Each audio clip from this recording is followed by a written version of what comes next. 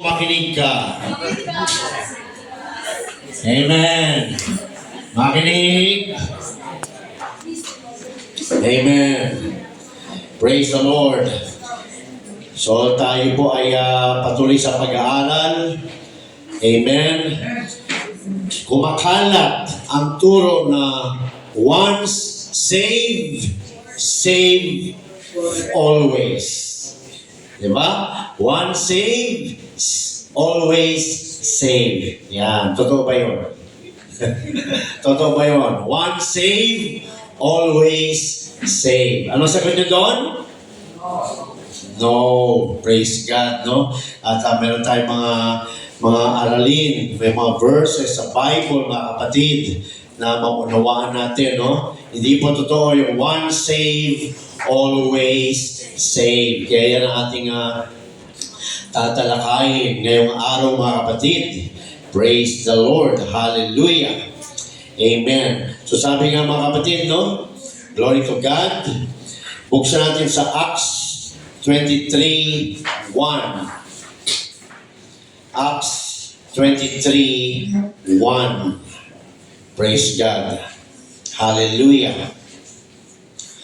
Acts 23:1. Ang sabi ni Apostle Paul, and Paul earnestly beholding the council said, Men and brethren, I have lived in all good conscience before God until this day.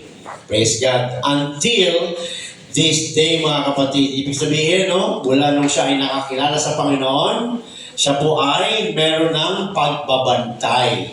Kaya nga sabi dyan, until this day. Ano sinabi niya mga kapatid? I have lived in all good conscience. Yan, no?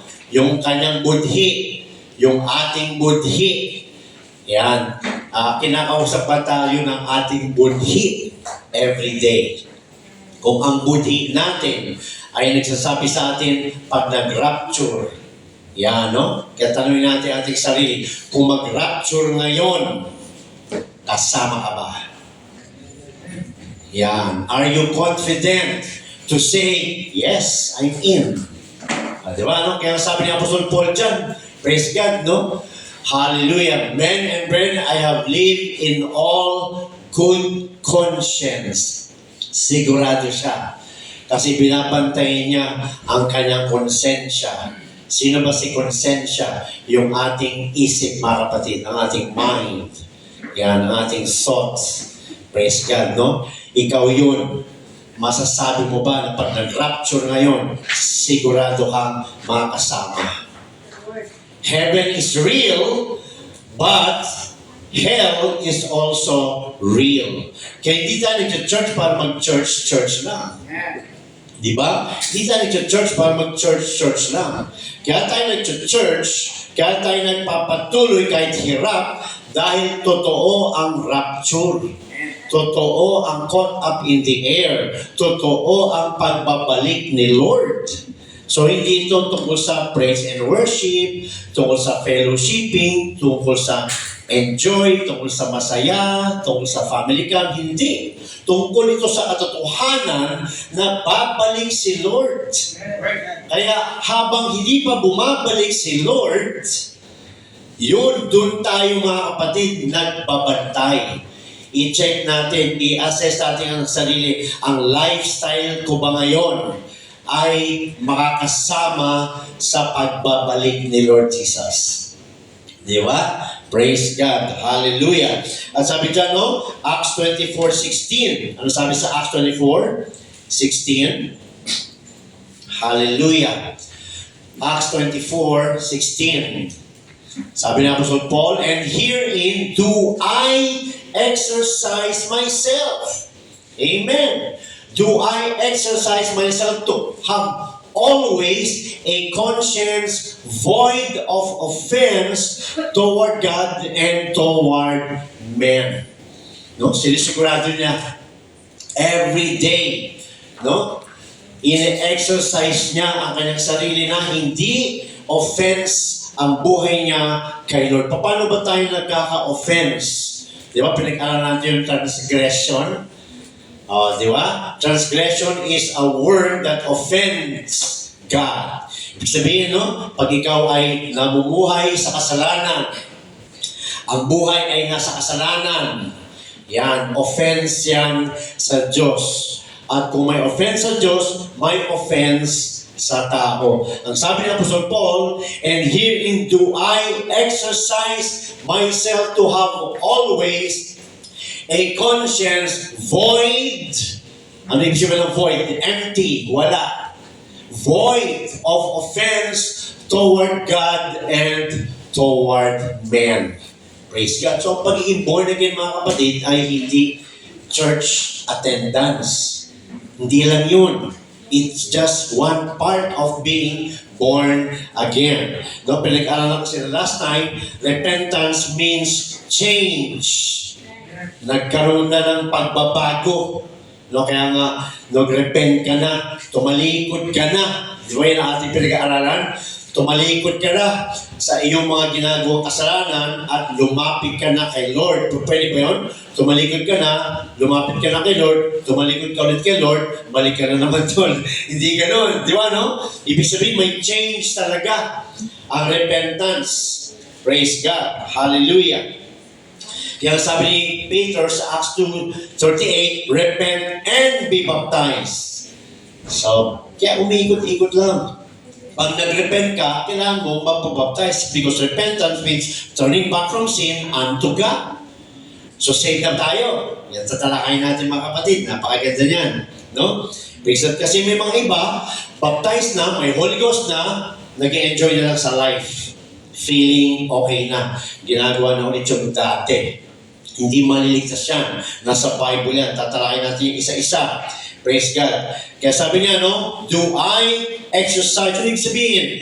Nagpapatuloy siya sa nalaman niyang katotohanan, sa kaligtasan na binigay sa kanya ng Diyos, siya ay nagpapatuloy. Kung ikaw ay nag-gym, kunyari, ano ka, katawang toothpick. Di ba? Ayatot. Nag-gym ka.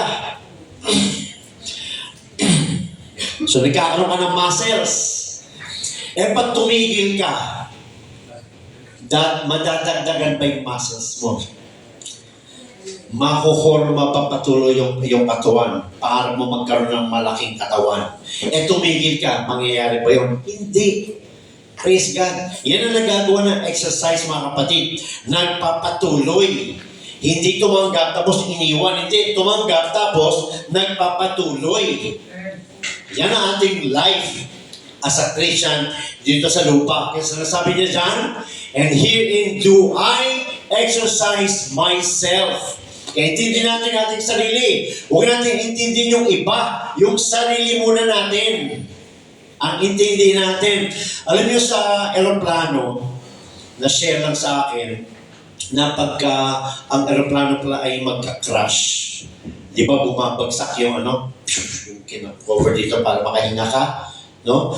Ang unang gagawin mo pala, yung sayo ilagay mo na bago ka tumulong sa iba.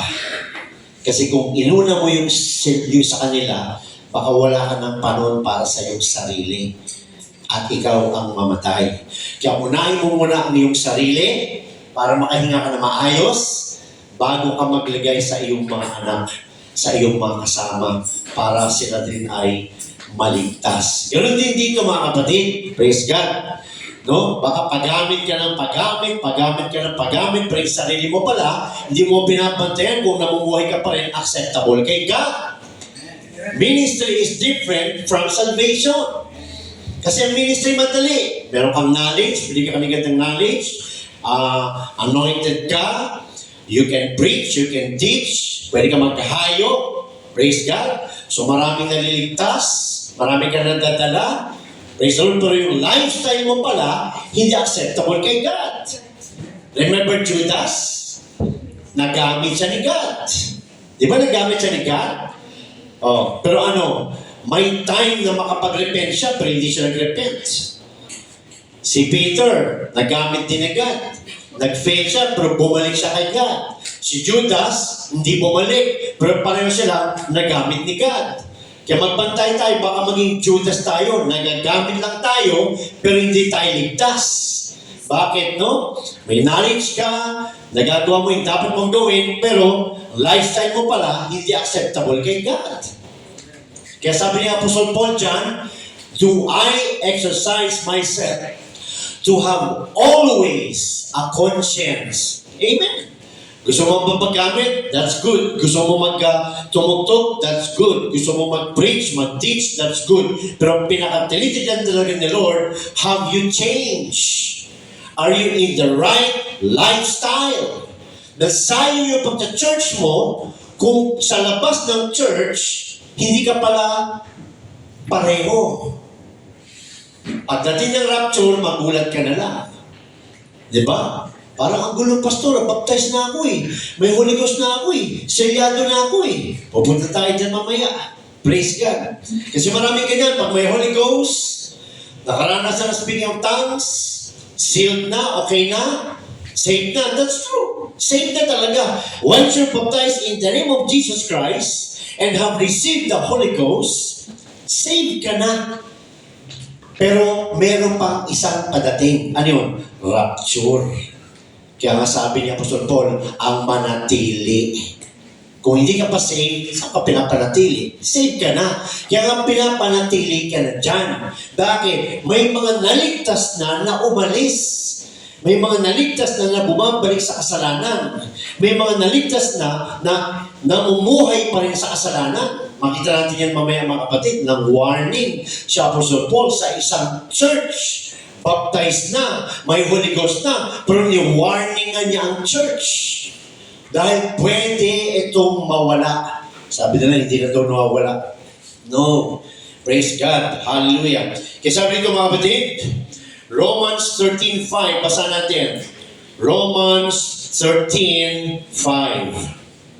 Praise the Lord. So, sa Romans 13:5, wherefore, ye must needs be subject. Kailangan natin patuloy magpasakop, not only for wrath, but also for conscience sake. Kaya talagang ang binabantay natin dyan, mga kapatid, ay ang ating sarili. Ating sarili. Kagabi, puyat kami ni Brother Eric, fellowship sa labas. Inumaga kami, dahil maganda yung usapang malalim. Kasi di ba, nagkakamali pa tayo, di ba? Pag nagkakamali pa tayo, diyan pumapasok yung God's grace. Kaya mayroon tayong 1 John 1:9, pag nag-confess ka sa iyong sins, He is just and faithful to forgive us and cleanse us from all unrighteousness. Yan ang benefit ng isang Christian na nagpapatuloy. Yan. Pero yung hindi na nagpapatuloy, kailangan niyang bumalik bago mag-rapture. Dahil pag hindi siya nagpatuloy, hindi siya makasama. Praise God. Kaya maging wise tayo mga kapatid. Magbantay. Katulad ni Apostol Paul, sinisigurado niyang subject siya sa salita ng Diyos. Sinisigurado niya na ang conscience siya clear, walang offense sa Diyos, walang offense sa tao. Bakit? Dahil doon tayo nakafocus sa pagbalik ng ating Panginoon. Doon tayo nakafocus. Kahit yumaman ka pa dito, kahit makuha mo pa lahat ng pangarap mo dito sa lupa, lahat yan, masusunog lang sa apoy, kasama ka pag hindi ka nagseryoso. Tahimik, no? Kasi alam nyo mga kapatid, no? Maraming blessings, maraming messages, pero napapansin ko, no, bihirang-bihira pin-preach ang hell. Kaya ang mga Christians, lax. Yan, no? Walang paalala, nagkukulang sa paalala. Kaya ganun ang Christian, nawawala. Kaya mahalaga sa church na nagpapaalala, oops, sandali lang, save ka na, pero hindi pa tapos ang labanan. Diba? Hindi pa tapos ang labanan. Praise God. Ito yung season, ito yung time na makakagawa pa yung diablo para hatakin ka pabalik. Kaya ito yung season, ito yung time na magbantay ka. Dahil pag nag-rapture, wala ka ng pagbabantay doon. Andun ka sa loob. Pero habang hindi nag-rapture, nagtatrabaho ang kalaban para tayo ay hatakin palabas. Praise God. Hallelujah. Kaya nga sabi sa Hebrews 4, 1 and 2, basa natin. Hebrews 4, 1 and 2. Sino pinapangaralan dito? Tingnan natin. Let us therefore fear. Praise God. Bakit? Lest a promise being left us of entering into His rest, any of you should seem to come short of it. Ano yung fear? Takot? Hindi. Pagbabantay. Pagkagwardya sa ating sarili. Let us therefore fear, lest a promise, yung mga hindi ba ligtas to? Mga ligtas to. Kaya nga nakatanggap na ng promise eh. Di ba may promise tayo natanggap kay Lord? Ano yun? Na magkakaroon ng rapture? Na babalikan niya tayo? Pero may warning. Let us therefore fear. Manatili tayo sa pagkatakot. Manatili tayo sa pagbabantay. Manatili tayo sa pagkagwardya sa ating sarili. Dahil sabi dyan, lest a promise being left us, may iniwan sa ating promise si God, babalikan niya tayo, there will be a caught up in the air, yan yung promise niya, entering into His rest, yan yung kingdom of God, yan yung promise niya na babalik siya, papasok tayo sa kaharian niya, pero sabi dyan, any of you should seem to come short of it. Baka nag-aantay ka pero kulang ka pala. Baptized na ako, pastor eh. May Holy Ghost na ako eh. Ano bang purpose sa Holy Ghost? Power. Para ano? Makalakad sa gusto niya. May kotse ka nga, ayaw mo naman paanda rin. Ano use ng kotse? Kailangan gamitin. Yan, no? Kailangan gamitin. Sabi sa verse 2, for unto us was the gospel preached, as well as unto them. But the word preach did not profit them. Hindi sila nag-profit. May Bible study tayo, may preaching tayo. Pag lumabas ka at bumabalik ka pa rin sa kasalanan, nag-profit ka ba sa Bible study today? Hindi. Nag-profit ka ba sa preaching sa mga ilang taon na tayo? 8 years na? Nag-profit ka ba kung hindi ka pa rin nag-change? Kung andun ka pa rin sa living in sin, nag-profit ka ba sa preachings 8 years ago? Yan yun. Sabi ni Apostle Paul, for unto us, tayo, was the gospel preached, as well as unto them. But the word preached did not profit them, not being mixed with faith in them that heard it. Praise God. Kaya kung ano yung Bible study natin dito, o message, i-treasure natin yun. Hindi lang, ganda ng message kanina, no? Hindi lang ganun. Kailangan pag lumalabas tayo, tatandaan natin yun. Yun ang paalala sa atin para patuloy tayo magbantay. Para yung ating konsensya ay patuloy na maprotektahan.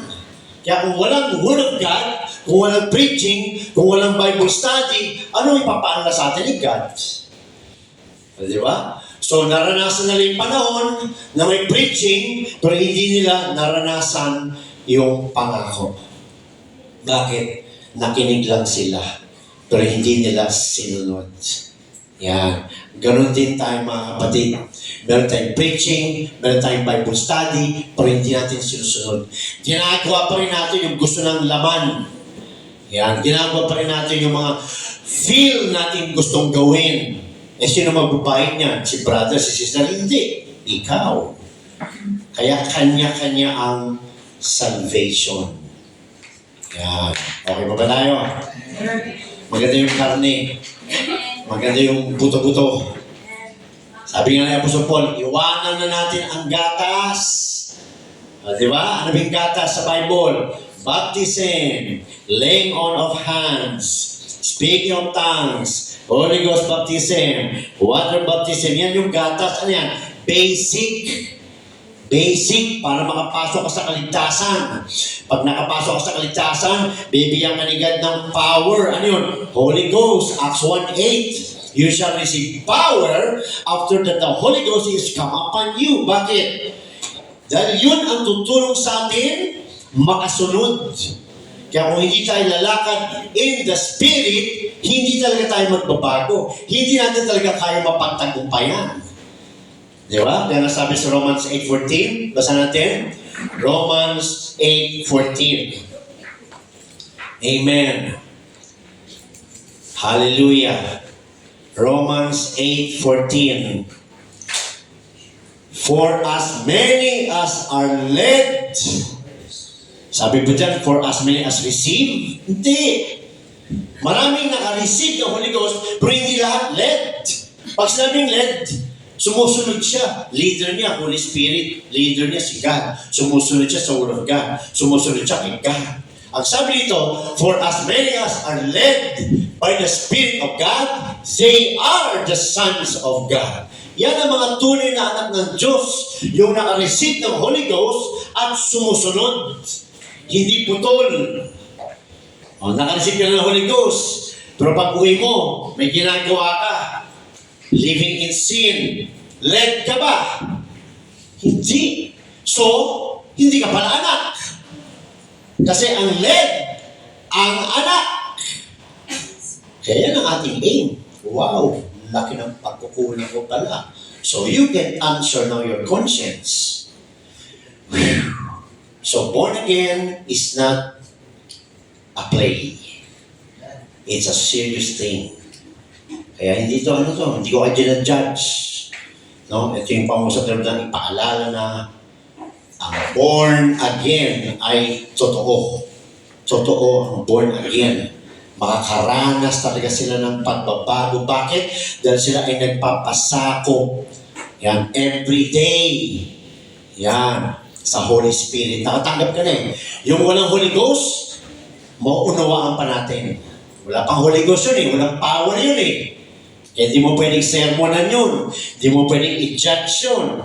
Walang Holy Ghost yun eh. Pero may Holy Ghost ka na, at hindi ka pa rin sumusunod, living in sin ka pa rin, yan ang kinakausap. Yan ang kinakailangan magbago. May power ka na, anak ka. Ano nangyayari? Di ba? Kaya sabi Lord sa mga previous messages natin sa every Wednesday, di ba? Anong mga sinabi Lord? Ginawa ko ng lahat. Binigay ko na sa lahat. Saan ako nagkamali? Saan ako nagkulang? Di ba? Mga messages sa Wednesday. Oh, baptize ka na, may Holy Ghost ka na, may power ka na, ba't hindi ka pa rin nagbabago? Kasi hindi natin sinasubject ang ating will, ang ating self, ang ating flesh in the Holy Ghost. Yan. Kaya pag nagkakasala tayo, di ba, nangungusap ang Holy Spirit? Dahil buhay ang flesh. Namatay tayo sa water baptism, pero buhay pa rin ang gawa ng laman. Bakit? Nasa laman ka pa rin. Buhay.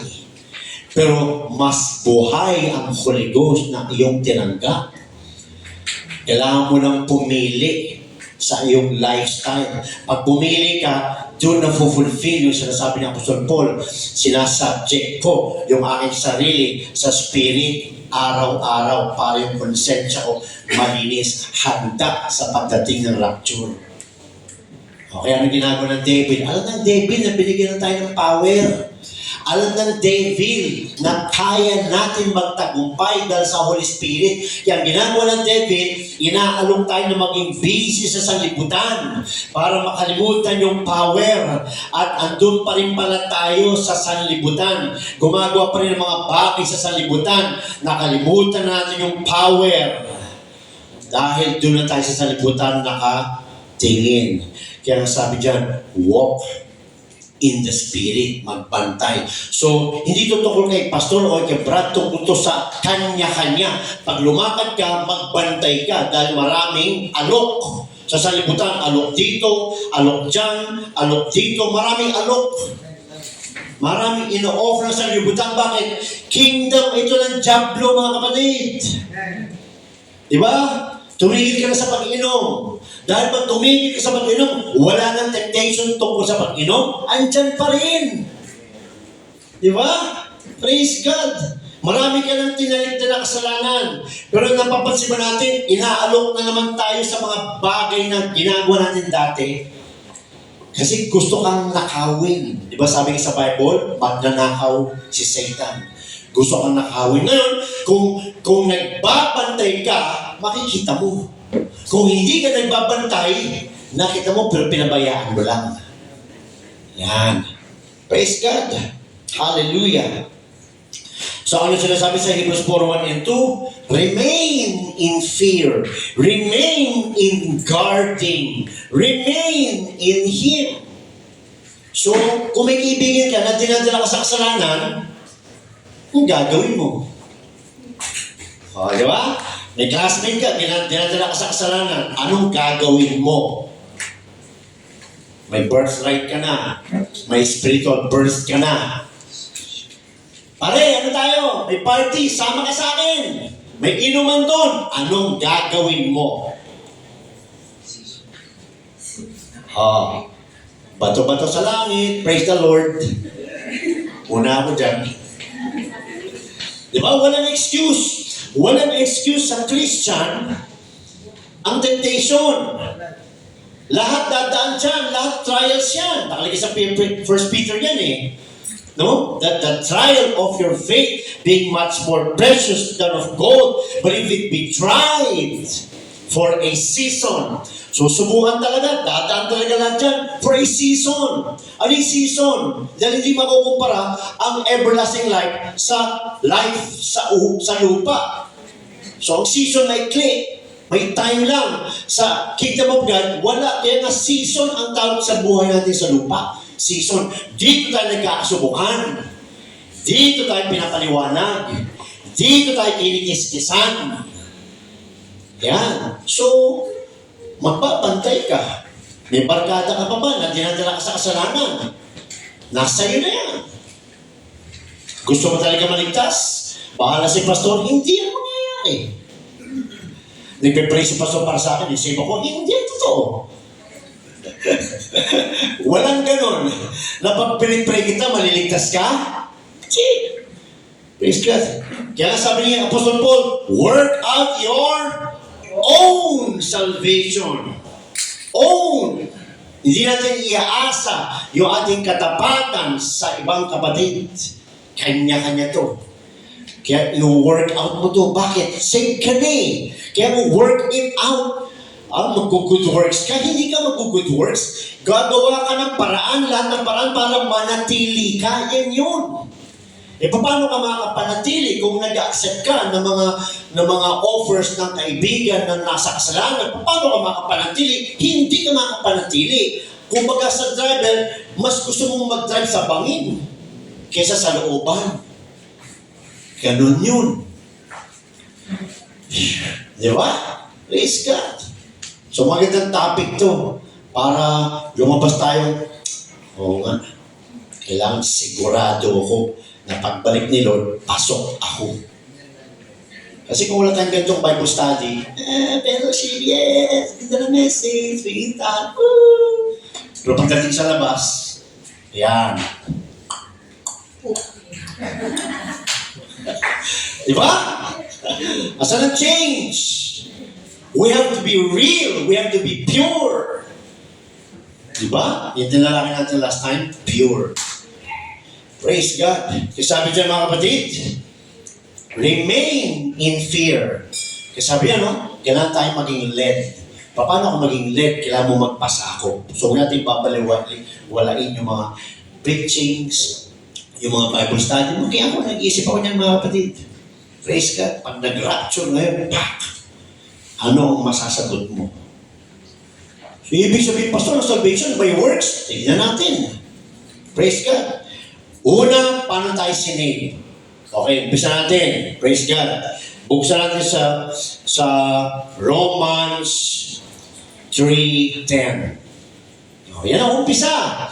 Kalagayan natin. Kalagayan ng tao. Anong umpisa? Romans 3:10, as it is written, there is none righteous, no, not one. Wala kasi matuwid kahit na isa. Yan ang inumpisahan natin. Hindi tayo ligtas. Hindi tayo matuwid. Hindi tayo acceptable. Hindi tayo pleasing sa harapan ng Diyos. Praise God. Wala matuwid. Praise God, no? Romans 3:23. Ano sabi sa Romans 3:23? Lahat tayo ay short.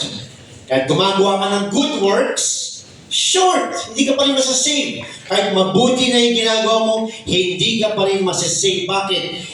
Ang tatak natin ay sinner. Hindi tayo righteous. Kahit anong gawin natin, hindi tayo masasave. Kaya nga si God, no, ang gumawa ng salvation para kay Adam and Eve sa loob ng Garden of Eden. Dinamitan niya, praise God, si Adam and Eve. Hallelujah, na galing sa tupa. Nagkaroon muna ng pagkamatay ng tupa. Genesis 3:21. No? At yung dugo ng tupa ang naging bayad. Alam na natin yan. At yung balat ng tupa ang naging damit nila. Praise God. So, wala silang ginawang good works doon. May ginawa sila doon. Di ba nagdanip sila ng daon ng igos? Tinanggap ba ni Lord? Hindi. Ganun din tayo. Pag gumawa tayo ng good works, hindi yan acceptable. Bakit? Sinner na tayo eh. Walang mabuting lumalabas sa isang sinner na parang iligtas niya ang kanyang sarili. Kailangan ang Diyos ang magligtas sa atin. At yan ang ginawa ng Panginoon. Praise God. Ano sabi sa Romans? Praise God, 6:23. For the wages of sin is death. Kabayaran ng kasalanan ay kamatayan. But the gift of God is eternal life through Jesus Christ our Lord. Doon tayo naligtas. So let us be clear. Amen. Saan tayo niligtas? Sa kamatayan. Dahil yan ang kalagayan ng tao. Ang tao ay papunta sa kamatayan. For the wages of sin is death. That means hell. Physical and spiritual death yan. Ayaw ni Lord. No? Kaya nagbigay siya ng gift. But the gift of God is eternal life. Through our Lord Jesus Christ. Kaya kailangan natin tumaan kay Lord Jesus Christ. Kaya ando yung word na through. Kailangan natin tumaan. Dahil kung hindi tayo maliligtas. Kaya nga sabi ni Lord sa John 14:6, I am the way, the truth, and the life. No man cometh to the Father but by me. Kailangan tumaan sa Kanya. Paano? Sa baptism. Romans 6:3-5. Diba? Doon tayo ay nagpapaptize. So sabi doon, tayo ay namatay na sa ating kasalanan. At sumunod yung Acts 2:38, repent and be baptized, every one of you, in the name of Jesus Christ, for the remission of sins, and you shall receive the gift of the Holy Ghost. So yun ang nangyari sa atin. Nagpapaptize tayo, our sins are remitted, our sins were washed away, wala ka na kasalanan, hindi ka na sinner, saved ka na, tinatakan ka pa, sinelyuhan ka na, may Holy Ghost ka, Kanya na, binigyan ka na ng power para makalakad. So dapat tuloy-tuloy na, di ba, no? Praise God. Doon tayo sinave. Iba yung rapture. Doon tayo sinave. Nung sinave tayo doon, nakaabang na tayo sa rapture. Talagang mararapture ka na. Kaya lang, this is the thing. The day na nabaptize ka at nakareceive ka ng Holy Ghost, hindi pa nag-rapture. Padating pa lang ang rapture. Yan ang opportunity ng devil while the rapture is not coming yet. Yan ang opportunity ng devil to steal you back. Kaya dyan tayo magbabantay. Yes, save ka na. Baptize ka rin Jesus Christ's name. Binayaran ka na. Yes, tinataan ka na. Kanya ka na. Praise God. Pero hindi tayo dapat relax. Kaya nga may Hebrews 4:1 and 2. Let us therefore fear. Baka hawakan natin yun lang. Kasi pastor sabi sa Galatians, sa Ephesians 2:8, for by grace are ye saved through faith and not of yourselves. It is the gift of God. Ano yung gift ni God? Yun nga, yung cross of Calvary, yung grace na nagbubunga ng Holy Ghost. Kaya nakareceive ka ng gift, yung Holy Ghost. Praise God. Pero sabi dyan, through faith. Kaya ka sumunod dahil meron kang paggawa. Anong paggawa yun? Pagsunod. Pero sabi sa 9, not of yourselves. It is the gift of God. Not of works, lest any man should boast. So marami na nga, kita mo, wala ka nang gagawin. Dahil may grace of God na, wala ka nang gagawin wrong. Na misunderstood, lack of knowledge ang turo nila kay Apostle Paul. Ang tinuturo ni Apostle Paul ay yung paggawa sa works of the law. Kasi church na sila, nakatutok pa rin sila sa works of the law, sa 10 Commandments. Hindi tinuturo ni Paul doon na wala ka nang gagawin, niligtas ka na. Hindi. Dahil kung yun ang ibig sabihin nun, magbabanggaan si Paul tsaka si James. Dahil sabi ni James, James 2:24, ye see then that by works. Sabi ni Paul, not of works. Kasi ginagawa nilang parehong works. Hindi. Tignan natin, Galatians 2:16. Ano nakalagay sa Galatians 2:16? Knowing that a man is not justified by the works of the law. Yan ang sinasabi ni Apostol Paul sa Ephesians 2:8. Hindi yung good works natin. Hindi yung works natin. Hindi. Yung works nila na hanggang ngayon, by grace of God na, hanggang ngayon, ang hawak pa rin nila, yung pagsunod sa Ten Commandments. Wala na yun. Bakit? Fulfill na ni Christ yung Ten Commandments. Siya na ang nag-fulfill noon. Kaya dapat ang faith ng tao ay na kay Jesus Christ na. Wala na dun sa law. Yan ang sinasabi ni Apostol Paul sa Ephesians 2:8 and 9. Hindi ibig sabihin, wala ka nang gagawin. Kaya sabi ni Apostol Paul dyan, knowing that a man is not justified by the works of the law. Hindi sabi, is not justified by the works. No. Nilinaw ni Apostol Paul, by the works of the law, but by the faith of Jesus Christ. Kung may faith ka kay Jesus Christ, you need to be baptized in the name of Jesus Christ. You need to receive the Holy Ghost. You need to live a holy life. That is the faith in Jesus Christ. You are, pag nangyari sa yan, you are no longer under the law.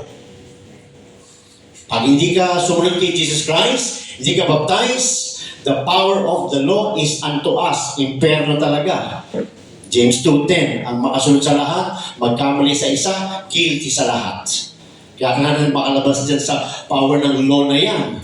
Paano? Pumunta ka kay Lord Jesus Christ, tumanggap ka, magpabaptize ka in Jesus Christ's name, tanggapin mo Holy Ghost, hallelujah, labas ka sa law. Yan ang sinasabi ng Apostol Paul. Sinasabihan niya ang Ephesian Church. Baptized na, may Holy Ghost na, nakafocus pa rin sa Ten Commandments, nakafocus pa rin sa Law of Moses.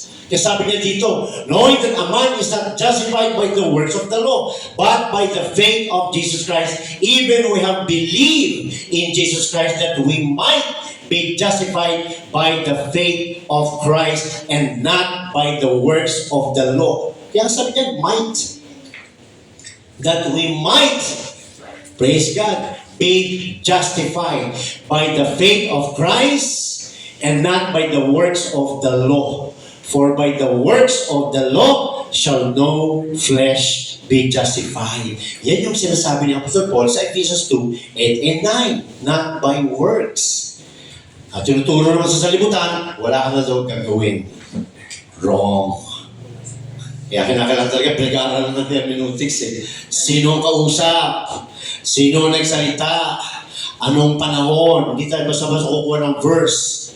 Manampalataya ka lang, saved ka na. No. Sino nagsalita? Sino kausap? Anong panahon? Ayan. Panahon yan ng Ephesian Church. Panahon yan ng Galatian Church.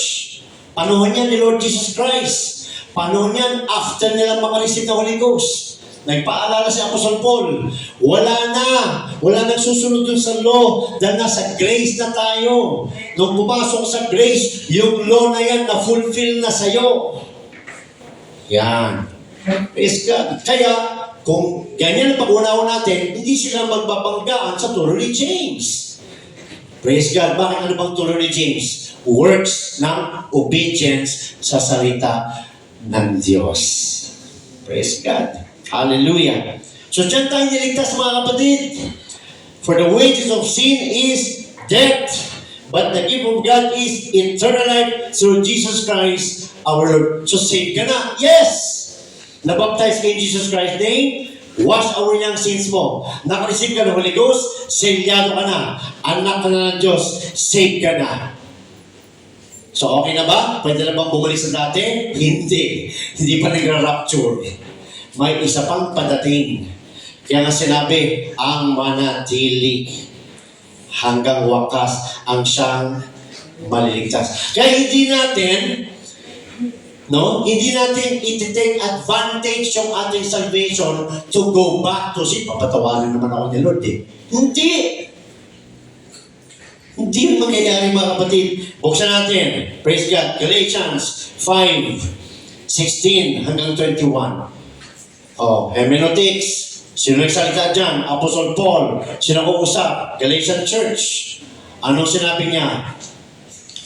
This I say then, walk in the Spirit. Bakit? May Holy Ghost na kayo. May Holy Ghost na tayo. Lumakad na tayo in the Spirit. Dahil pag lumakad tayo in the Spirit, we are led by the Spirit. And if we are led by the Spirit, we are the children of God. Kaya yung ating testimony, yung ating lifestyle ngayon, yan ang nagsasabi kung tunay kang anak. Hindi pwedeng i-take advantage yung salvation natin, na okay lang, nagpapatawad ng Diyos. Tignan natin yung warning ng Apostle Paul. This I say then, walk in the Spirit, and ye shall not fulfill the lust of the flesh. Ano ibig sabihin ito? Pag may Holy Ghost ka na, you better walk in the Spirit, because if not, you will still walk in the flesh. So may Christians na may Holy Ghost that are walking in the flesh, because he is not walking in the Spirit. So may Christians na sinner. Okay? May Christians na may Holy Ghost, they're still sinning because He's not walking in the Spirit, kaya walking in the flesh siya. May Holy Ghost, baptized, pero living in sin because He is not walking in the Spirit. Binigyan ka ng power, ayaw mong gamitin, bumabalik ka lang sa dati. Kaya nag-warning sa Apostle Paul. Sabi niya, no? 17, for the flesh lusted against the Spirit. Ayaw ng flesh, ang gusto ng Spirit. Ayaw ng Spirit, ang gusto ng flesh. Yan ang ating lifestyle dito sa lupa. Nagkakaroon ka ng battle. Yan. And the Spirit against the flesh. And these are contrary the one to the other, so that ye cannot do the things that you would. Pag nag-walk tayo in the Spirit, dun ka nagtatagumpay sa mga desires ng iyong laman. Napapagtagumpayan mo. Dati mainit na ang ulo mo, hindi na. Yan. Dati hindi mo makayanan ang kasalanan mo, napapagtagumpayan mo na. Why? Because you are walking in the Spirit. That proves that you are the Son of God. Why? Because you are being led by the Spirit of God. Eh kung hindi, anong proof meron ka? Kasi bisawan natin yung one saved forever. Okay na ako. Pero hindi mo alam na isa ka na pala ng Diablo. Feelings tayo, emotions, flesh. Yan ang nagdadala sa atin. Yan ang nag-led para sa atin. Led pala tayo by the flesh, hindi pala by the Spirit. Yeah. Bakit? Hindi ako nagpapasa eh. May Holy Ghost ka. Hindi ako nagbabasa eh. Hindi ako nagpipray.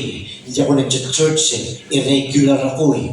Paano ka matutulungan ng Holy Ghost kung yung flesh mo mismo, hindi mo sinasubject sa Spirit? Kaya mga Christians na nawawala. And they expect to be in the rapture. It's not going to happen. Dahil ang sabi, they that are led by the Spirit, they are the sons of God. Naka-indicate yan. Kaya kailangan natin mag-isip-isip. Gusto mo ba maligtas? Opo. Pues, eto ang daan. Pwede bang dito? Hindi. Eto lang. O Brad, gusto mo maligtas? Sigurado, pastor. Eto ang daan. Eh, pwede bang dito muna ako? Hindi.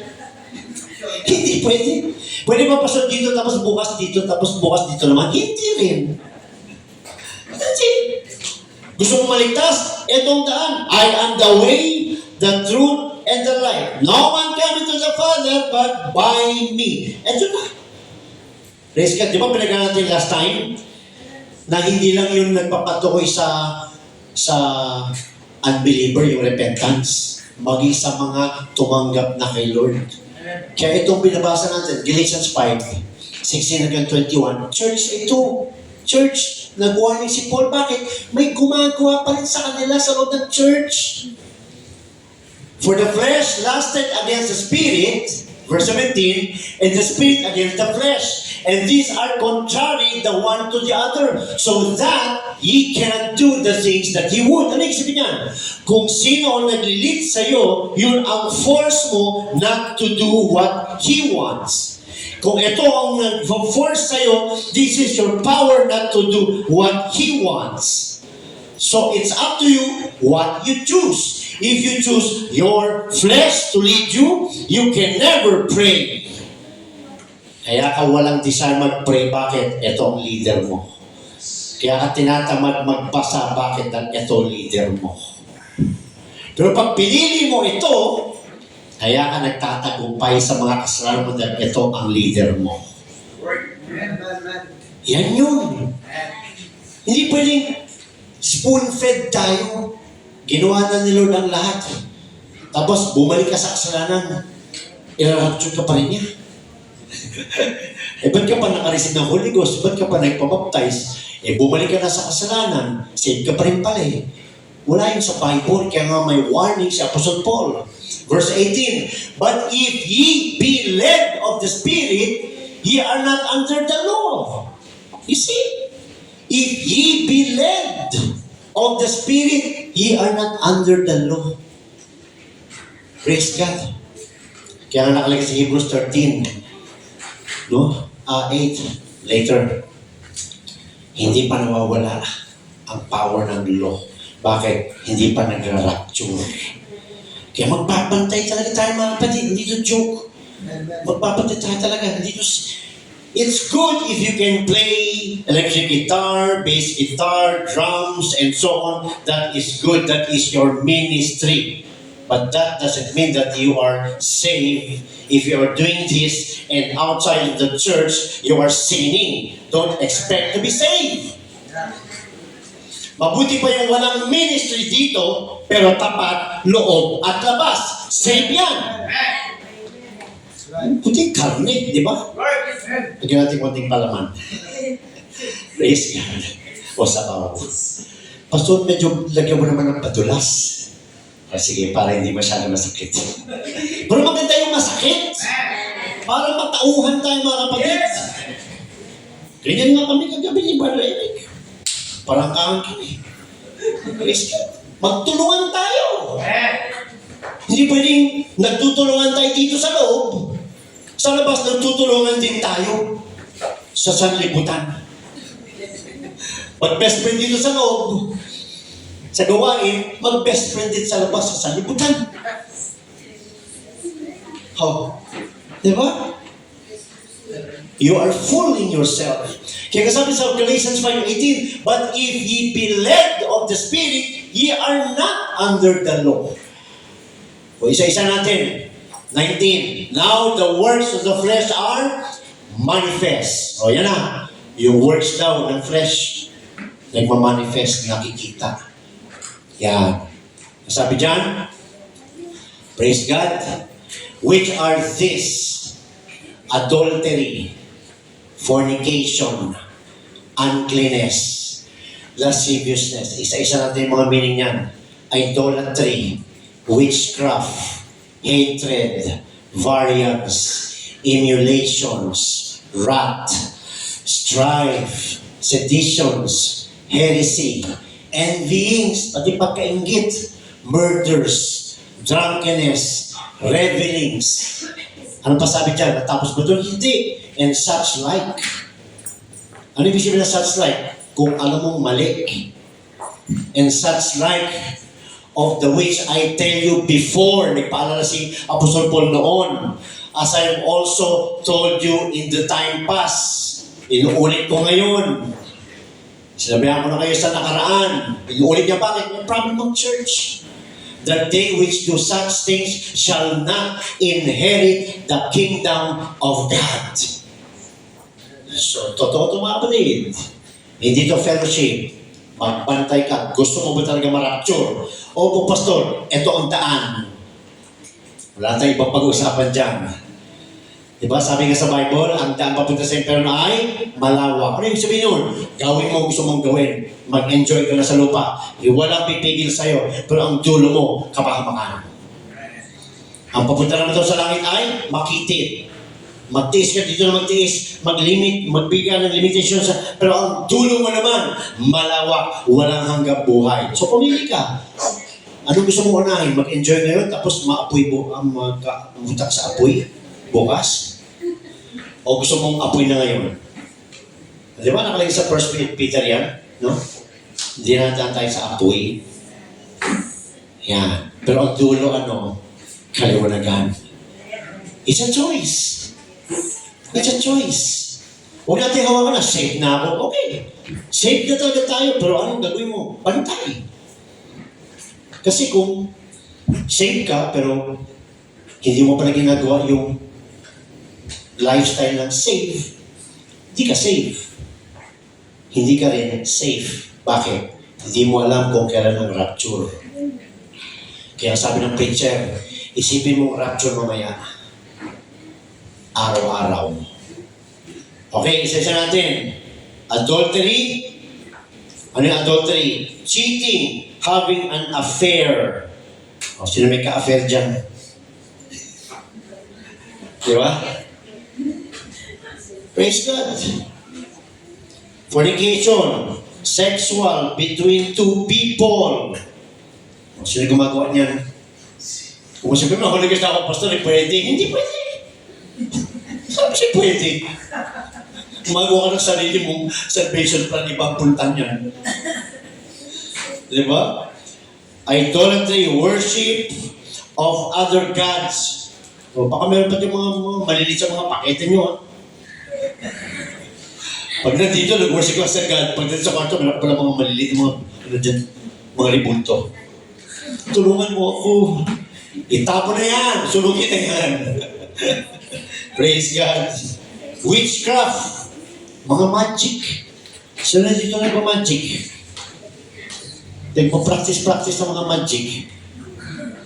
No? Ano pa? Supernatural power.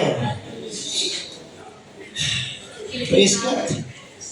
Naalala ko dun sa church namin sa abroad, hindi namin alam na meron pala siyang anting-anting.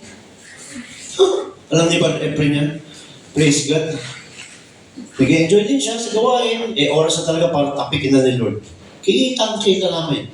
Siguro mula dito hanggang dyan. Ginanon siya ni Lord sa wind. Kita gumano ng tumiklop. Mga pasapat yan. Tapos umiyak. Umamin. Nilabas yung kanyang mga anting-anting. Yeah. Diba ba? Di biro. We are in a true church. Wala tayo sa church ng performance. Nasa Holy Ghost Church tayo. Di ka pwede pumasok na may anting-anting. Marami kami nahiyo ni Father April na may mga anting-anting. Kala nila, bibigay kami. Sila ang bumibigay. Yes, good. Mga power nila na may tinatawag na bulong. Oh, bulong. May bulong. Alam niyo yung bulong? Magbubulong lang siya. Magkakagusto ka sa akin. Nagtataka siya, hindi naman ako nagkakagusto. Kami ni April. Praise God. Because we are in the true church. We have the living God. We have the Holy Ghost. Praise God. Hallelujah. Ano pa sabi dito? Magic ha? Huwag na tayo mag-magic. Yung mga cards practice, spirito yan. Sige mo, kaya ko yung mo. Nagdadala ka ng spirito ng witchcraft. Praise God. Uncleanness. Dirty. Filthy. Morally impure. Physical and spiritual. Dirty. O pag sinabing dirty, kasama yung pananamit, kasama yung kilos, di ba? Dirty, filthiness, morally impure. Ba't ka pupunta sa Facebook at papakita mo yung dila mo? Paano? No? Binibento mo ba yung dila mo? Ba't ka papakita sa Facebook para pakita mo yung pusod mo? Mas maganda ang babaeng may covering. Makita ang glory ni God. Praise God, di ba?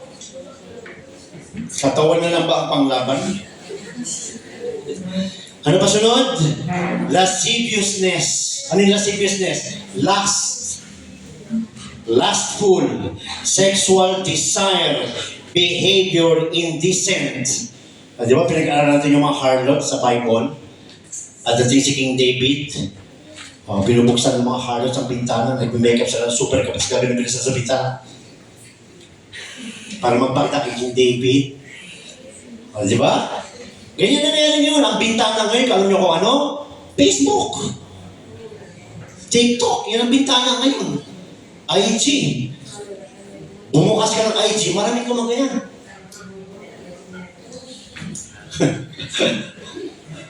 Okay ba? Pinag-usapan natin dito, kaligtasan. Praise God. Baka sabihin niya, saan hindi ako tumalo? Mabuti tumalo ka. Mabuti tumalo tayo. Bakit? Gusto tayong iligtas ng Diyos. Gusto tayong ituwid. Porque pa, pastor mo, perfect tayo. Hindi. Lahat tayo nagpapaalahanan. Kaya may ganito mga kapatid, sabi ko, bigyan dito ah. Pero sabi ko, ba't hindi ko ibibigay? Ako mananagot niya. Di ba? Kasi sabi ka, ba't di mo binigay? Sabi ko, ibigay mo eh. Praise God. Ano pa? Hatred. Strong negative emotion by towards person. O meron ka pa bang kagalit? Baka may kagalit ka dito. Hello, Brad. Hello. Pero nagigigil. Nagigigil pala. Sa totoo lang, gusto kong sapukin ito eh. Ang basta ka na. Peke! Grabe! It's a peke! Di ba? Ayusin mo na yan. Kung may kagalit ka, lapitan mo na. Ba't kagalit?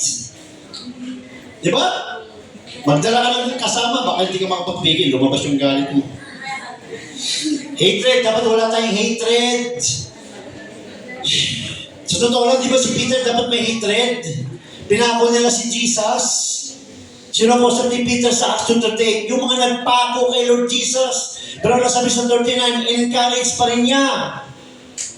Di ba? Hindi porket kagalit mo, maimpirno ka sana. Hindi ka. Di ba? Ganyan ang tao eh. Pag-close niya, alam mo friend, kailangan mo maligtas. The Lord Jesus loves you. Kaibigan eh. Pero pagka-away, sana matapa ka. Di ba?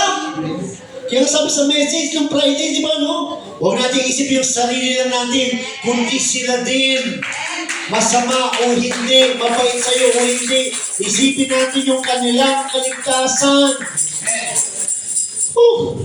Ilabas tayo dyan lahat, mga kapatid. Basahin nyo ulit ito. Galatians 5:19. Emulations. Ano yung emulations? Effort to match or surpass a person or achievement. Ayaw magpalamang. Galing niya mag-organ. Tatalunin ko yan.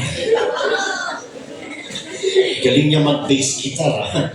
Mas magaling ako dyan. Bass ka dyan. Ayaw magpalamang. Please God, bumili yung kapibay ng kotse. Anak, alamin mo rin kotse bili. Toyota Corolla na yun. Bukas bibili tayo ng Camry. Ayaw magpalamang. Praise God. Yan yung emulations, mga kapatid. Matuwa ka pag yung kapatiran binibless. Yung iba nalulungkot eh, kasi siya bless, ako hindi. Baliktad. Kaya pag may nabibless, matuwa tayo. At ibibless ka ni Lord. Praise God. Ano pa? Wrath. Ano yung wrath? Anger. Dito galit. Rage. Ang dahil sana pag nagkita tayo. Pag nagkasulbong tayo. May galit talaga. Alam mo yung galit?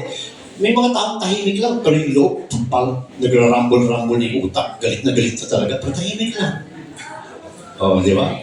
Hindi ka lang makita ng tao yan, nakikita yan ng Diyos. Mga pag-iigante, mga paninira, andun na lahat. Praise God.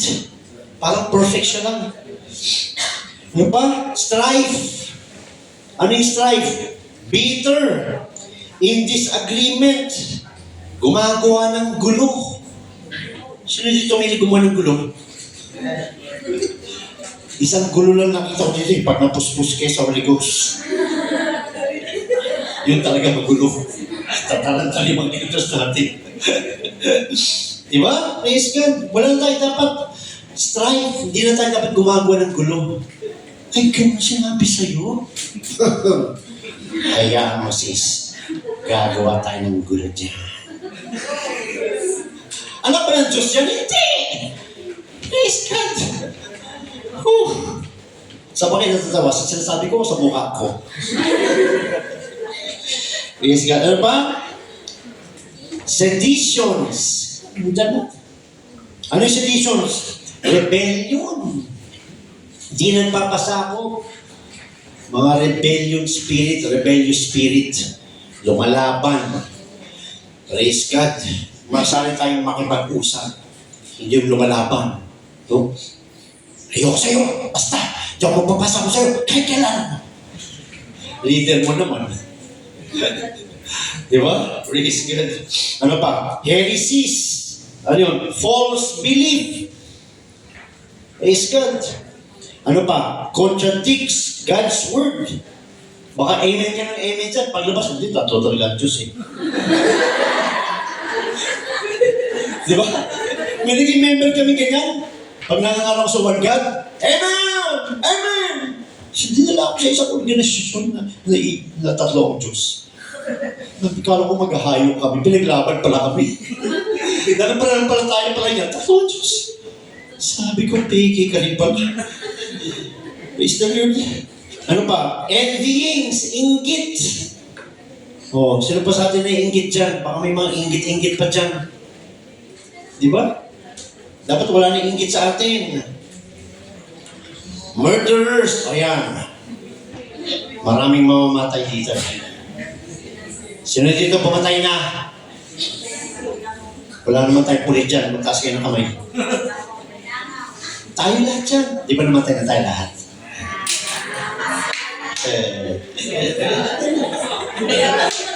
Joke ha. Huwag yung ititi na gano'n yun ha. Ano pa? Drunkenness.